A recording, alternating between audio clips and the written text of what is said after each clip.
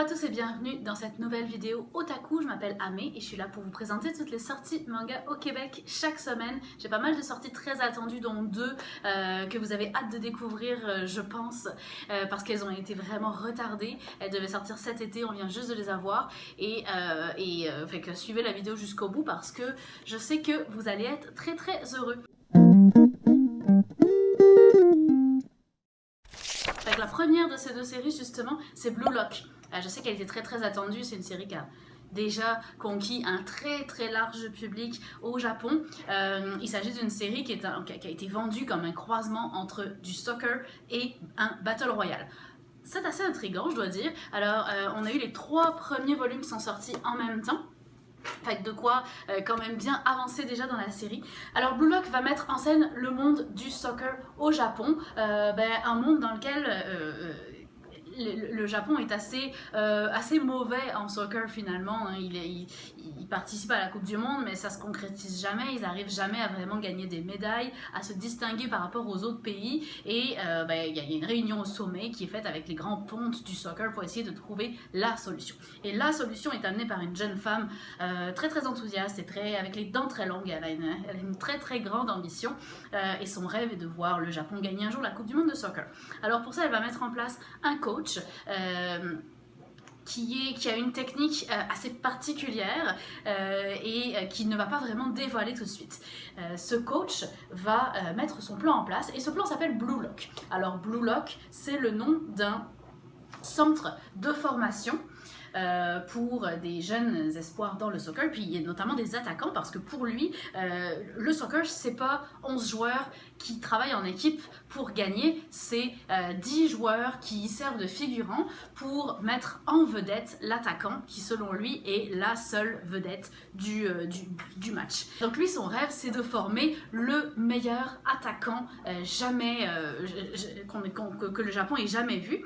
Et pour ça, il va donc ouvrir le Blue Lock, qui est donc ce centre de formation assez mystérieux dans un coin très reculé, et il va recruter 300 jeunes attaquants qui sont tous des prétendants au trône ultime, et dont notre héros qui est plutôt fort en soccer, qui est un bon attaquant, mais qui finalement, quand il va arriver au Blue Lock, il est classé numéro 299 sur 300, donc autant dire que les autres sont pas mal meilleurs. Et ils vont être enfermés dans le Blue Lock, et en fait tout le manga va être effectivement présenté comme un battle royale, dans le sens où un seul peut s'en sortir. Alors est-ce que ça va tourner au massacre? Est-ce que ça va être un genre de battle royale mais sans qu'il y ait des effusions de sang? Ça, l'avenir nous le dira évidemment. Ça, je vais vous laisser le suspense, le découvrir par vous-même, mais c'est sûr que tout dans Blue Lock respire à plein lait le survival game.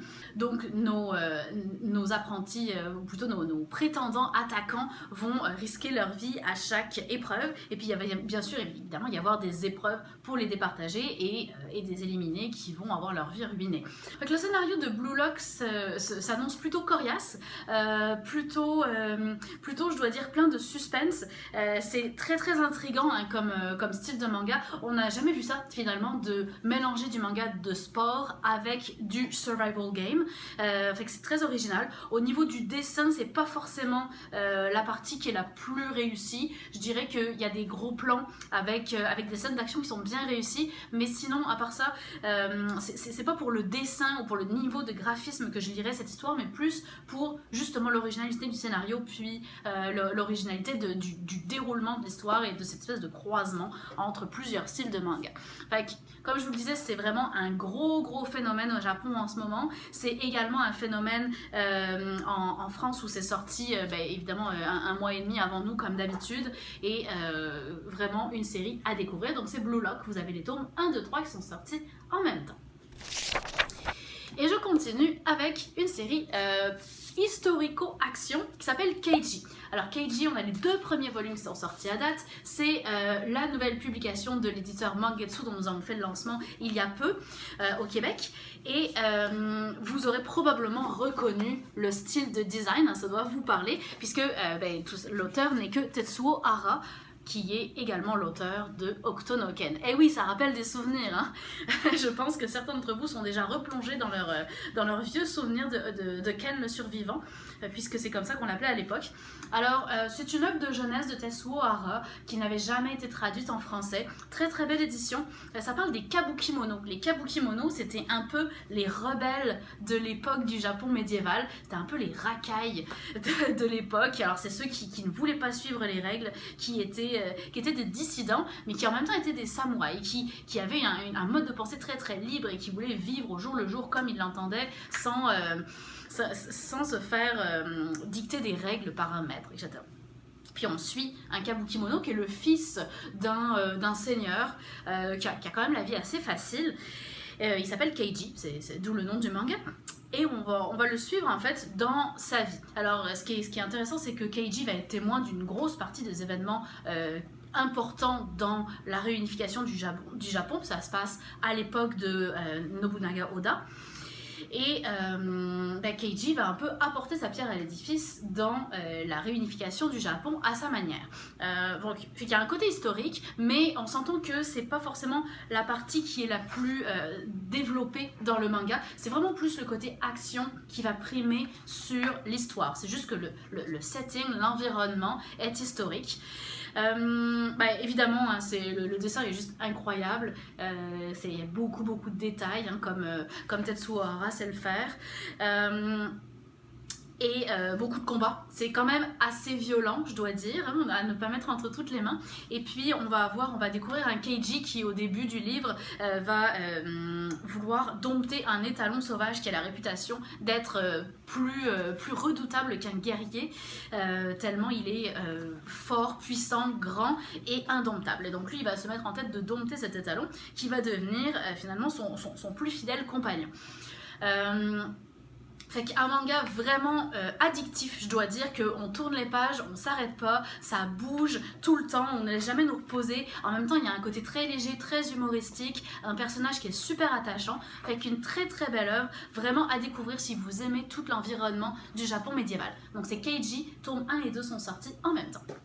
Et on va continuer dans du gothique. Alors c'est Snow White and Alice. Avec une couverture bien divisée en deux, avec nos deux personnages qui vont être les opposés l'un de l'autre. Alors on suit Blanche-Neige, donc Snow White évidemment, vous l'aurez compris, qui est la jeune fille qui est ici, qui est une jeune fille qui est considérée comme extrêmement laide parce qu'elle a les yeux rouges, les cheveux blancs, elle est toute petite, rachitique, elle fait peur en fait, mais en fait c'est une petite fille comme les autres finalement, elle n'a rien d'épeurant, mais son apparence est rebutante.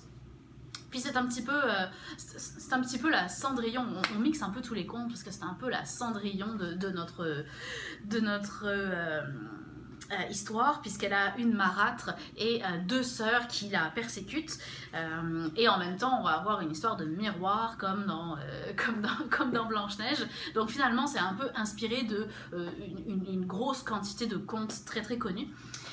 Alors Blanche-Neige, elle se sent très seule parce qu'elle est persécutée à peu près par tout son entourage et d'autant plus par sa famille proche, et son seul ami c'est le miroir de sa marâtre dans lequel elle se mire tous les jours pour bien vérifier qu'elle est la plus belle du pays.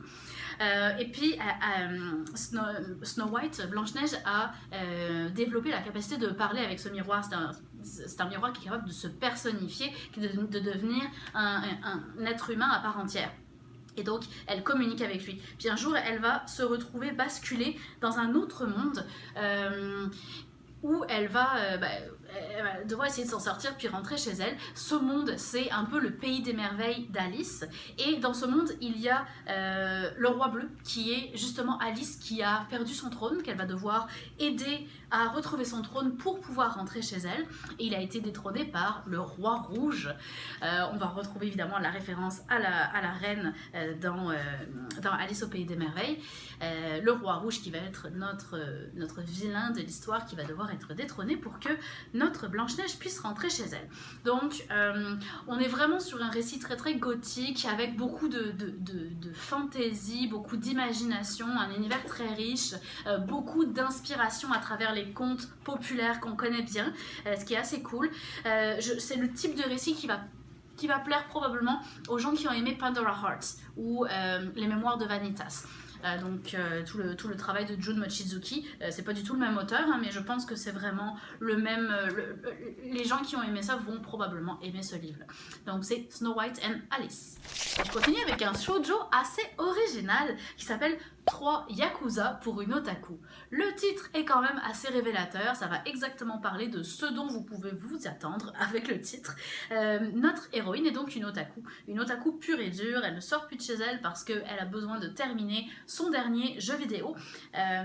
Et ce jeu vidéo, c'est un genre de otome game, là, un jeu de drague, qui met en scène des Yakuza.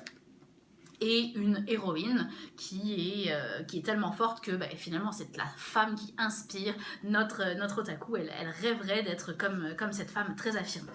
Et puis un jour elle décide quand même de sortir chez elle pour une fois.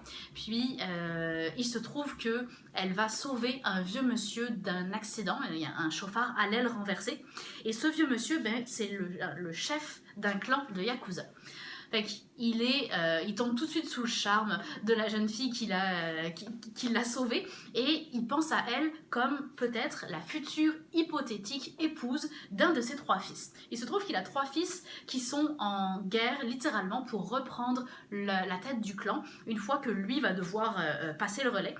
Et celui qui va reprendre la tête du clan, finalement c'est celui qui va épouser notre héroïne. Et ça, c'est le vieux monsieur, le chef, qui va le décider.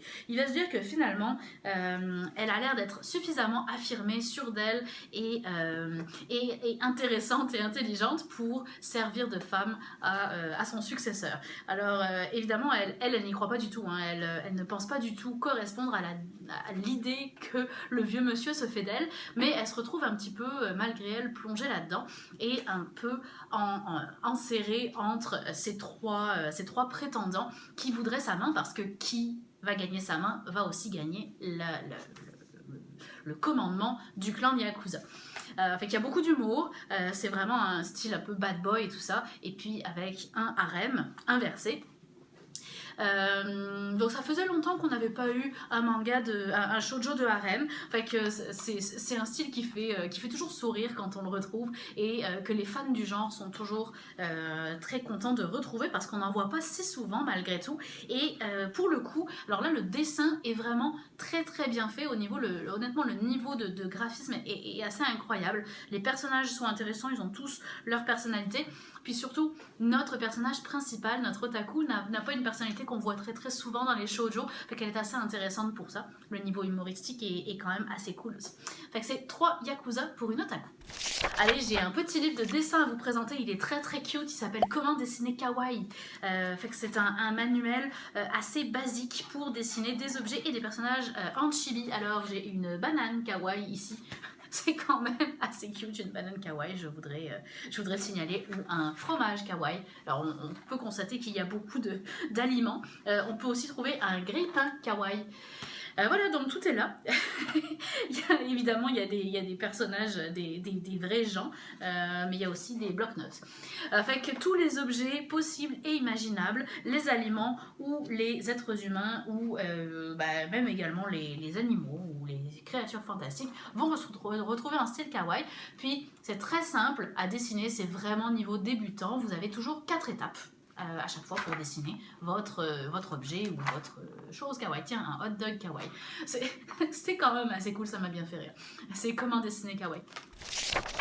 Et mon autre livre plus informatif aujourd'hui, là pour le coup c'est vraiment un très beau livre, c'est Les cerfs-volants du Japon. Alors c'est un sujet très très pointu, je vous l'accorde, mais c'est toute l'histoire des cerfs-volants, de la construction des cerfs-volants, de la conception, de l'origine au Japon. Fait que voilà, c'est vraiment très très pointu, je vais pas m'apesantir beaucoup plus là-dessus, mais il y a un passage vraiment très intéressant, plus moderne, sur les matsuri. parce que les cerfs-volants sont très très populaires dans les matsuri, donc dans les fêtes traditionnelles japonaises, et on en voit encore énormément aujourd'hui parce que les matsuri sont quelque chose de très très populaire. Et si vous allez au Japon, vous allez probablement croiser un matsuri à un moment ou un autre, et vous allez probablement être transporté par cet élan festif. C'est vraiment une joie communicative qu'on retrouve dans les matsuri, fait que c'est très très cool à vivre. Donc voilà le cerf-volant dans les matsuri. Fait que le cerf-volant du Japon à la croisée des arts. Et je continue avec un shoujo qui va s'appeler Momeli. Alors, les mots mêlés, on est plus sur un shoujo très axé sur les sentiments, mais aussi avec un côté plutôt psychologique. On suit une jeune fille qui a peur des gars parce qu'elle a été persécutée quand elle était plus jeune. Puis depuis, elle a beaucoup de mal à avoir des interactions avec les garçons. Et puis rendue au cégep, elle va faire une rencontre inattendue. Ce qui se passe, c'est que sa famille est propriétaire d'une auberge. C'est dans une petite ville touristique et elle est tout le temps en train d'aider dans cette auberge. Puis ce qui se passe, c'est que le tourisme est en train de baisser, la ville attire de moins en moins de monde, avec la famille a quand même du mal à subvenir à ses propres besoins.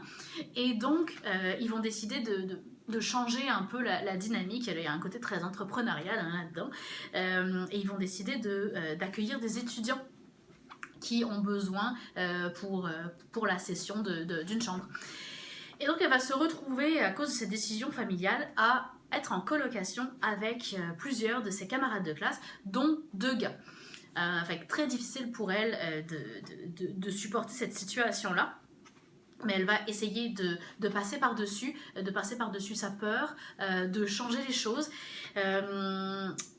Et ce qui va se passer, c'est qu'il va se rendre compte que l'un de ces 2 gars-là a lui aussi un passé psychologique assez lourd et un problème qu'il n'arrive pas à surmonter. Fait que je vous en dis pas plus, mais il y a un côté donc développement psychologique des personnages qui va être très, très intéressant puis très bien fait là-dedans. Fait que c'est Momeli. Je continue avec, une fois n'est pas coutume, un manga français qui s'appelle Space Punch. Le voilà, écrit comme ça. Avec un auteur mystérieux qui se fait appeler ZD. Je ne sais pas qui c'est. Space Punch, on est vraiment sur du combat pur et dur avec un côté fantastique. C'est vraiment un manga d'action en tant que tel. Alors, on va retrouver le style manga évidemment avec tous les codes du manga, mais c'est sûr que c'est un petit peu différent du manga japonais au niveau du dessin. Mais sérieusement, c'est quand même très très bien fait, il faut le reconnaître. Un joli coup de chapeau à l'auteur. Je pense pas qu'on puisse dire un coup de chapeau, mais bref. Alors dans Space Punch, on va suivre Zack et Joey. Zack, c'est le grand frère, il est policier. Ça se passe dans une ville futuriste qui est infestée de malfrats, de mafias, de yakuza. Toute la ville est corrompue jusqu'à l'os. Bref, c'est une ville futuriste assez dégueulasse. Et donc notre Zack, le grand frère, est policier là-dedans, puis il essaye de s'en sortir tant bien que mal. Puis son petit frère, lui, Joey, est un petit peu perdu, il sait pas trop quoi faire de sa vie, il fait des livraisons à droite à gauche, mais bon, c'est pas la grande forme, mettons. Et puis un jour, déjà, il va se découvrir une passion pour les sports de combat. Qui va un petit peu redorer sa vie, redonner un côté très positif à sa vie. Puis ils vont découvrir, les 2 frères, des artefacts magiques qui vont changer finalement le cours de leur vie, puisque ça va les entraîner dans des aventures qu'ils n'auraient jamais soupçonnées, puis ça va aussi changer la face des combats qu'ils vont être capables de mener. Donc c'est Space Punch.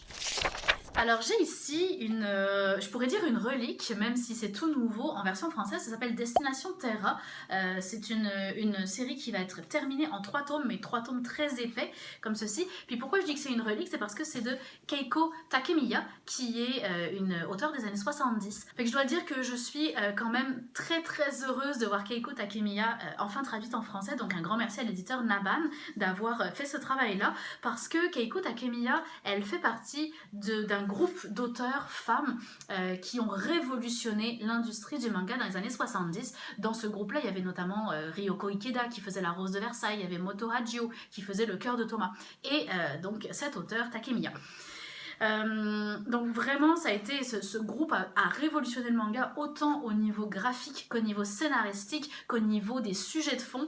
C'est vraiment des auteurs qui sont très très importants dans l'histoire, et donc ça m'a fait vraiment plaisir de lire pour la première fois une œuvre de Takemiya.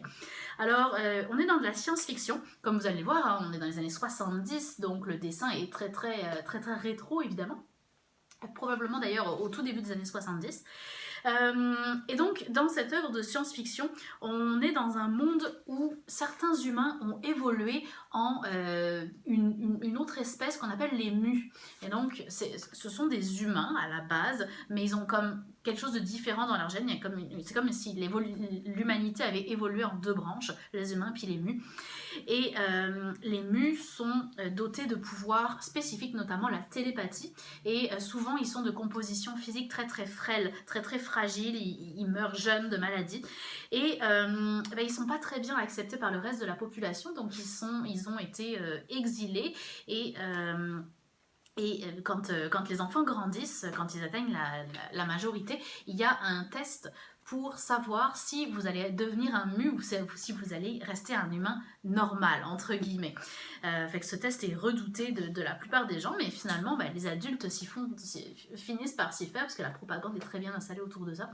Et on va rencontrer un jeune garçon qui est en passe de devenir un mu, et qui, le jour de son examen, va se faire intercepter par une communauté de mus qui s'est détachée complètement du système totalitaire dans lequel ils vivent, et qui ont formé une sorte de rébellion. Alors ils vont inviter notre jeune héros à venir rejoindre leur rébellion, et ce garçon va être promu à un destin assez exceptionnel. Je vous en dis pas plus.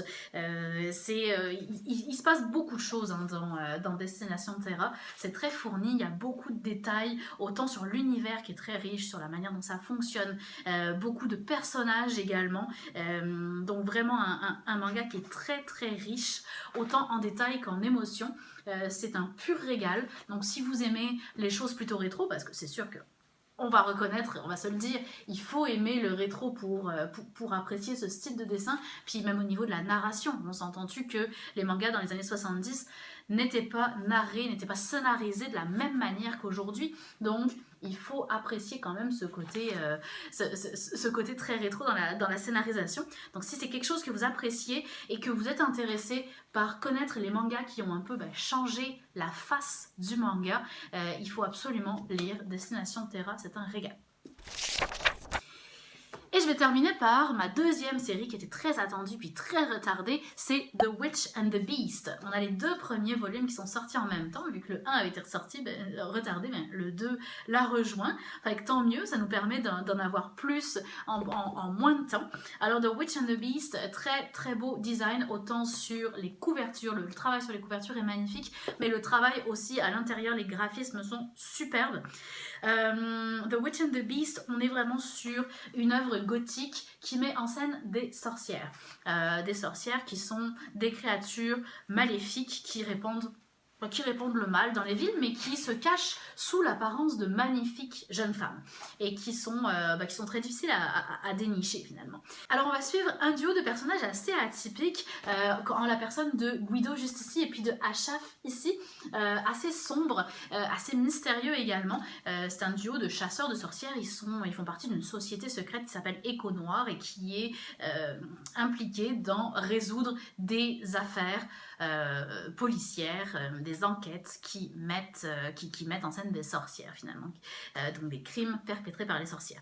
Donc eux, tout simplement parcourent le monde à la recherche de ces sorcières pour les neutraliser. Ce qu'on va comprendre assez rapidement, c'est que Achaf est un magicien très puissant d'ailleurs, qui est un peu le pilier du duo, dans le sens où c'est lui le plus raisonnable, le plus sérieux, le plus solide psychologiquement, alors que Guido, donc la jolie jeune fille blonde, jolie mais assez violente, elle, on va comprendre que c'est la personne la plus forte physiquement du duo, mais que par contre elle a l'air d'avoir vraiment un grave problème avec les sorcières. Elle a l'air de faire ce métier dans un but particulier qui lui est personnel et de vouloir accomplir une certaine vengeance. Donc tout va un petit peu tourner autour du mystère sur le personnage de Guido qui va être soutenu par le personnage de Ashraf. On va avoir des magnifiques grands plans, grand angle comme celui-ci par exemple,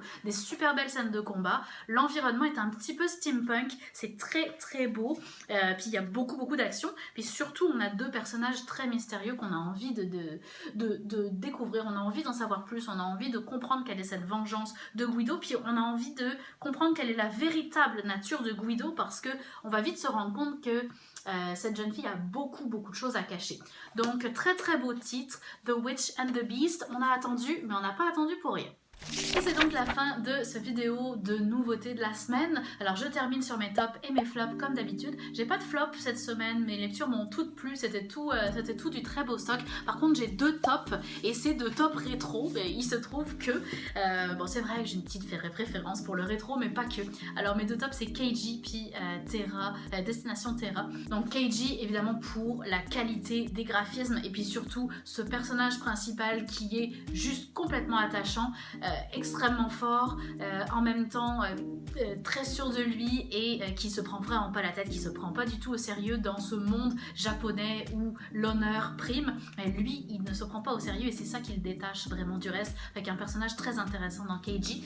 Et puis Destination Terra pour justement tout ce que son auteur a pu apporter au monde du manga, pour le fait qu'en lisant ça, on comprend beaucoup de choses sur la façon dont le manga a évolué par la suite. Puis honnêtement, on va toucher des thématiques qui pour les années 70 étaient très avant-gardistes, avec une manière très moderne d'écrire. C'est un véritable chef-d'œuvre, Destination Terra.